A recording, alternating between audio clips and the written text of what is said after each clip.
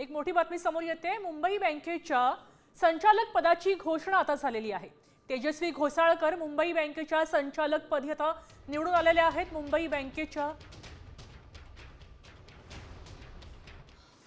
जे काही नातेवाईक जवळचे असतील त्याप्रती एक सद्भावना असते आणि त्या दृष्टीनेच आम्ही सर्व संचालक मंडळांनी एकमतानं त्या ठिकाणी निर्णय केला आणि कालच्या झालेल्या संचालक मंडळाच्या सभेत तेजस्विनी घोसाळकर यांना संचालक म्हणून निवड त्या ठिकाणी करण्यात आली। पण यामुळे कुठेतरी घोसाळकरांच्या भाजप प्रवेशाची चर्चा पुन्हा एकदा सुरू झाली। नाही, तुमची चर्चा सुरू झाली।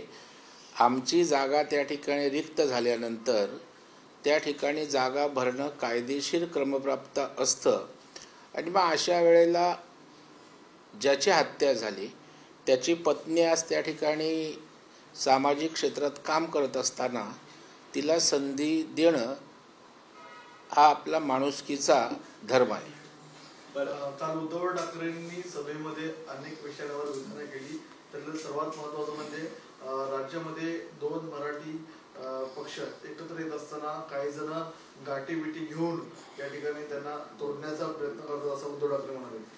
मुळात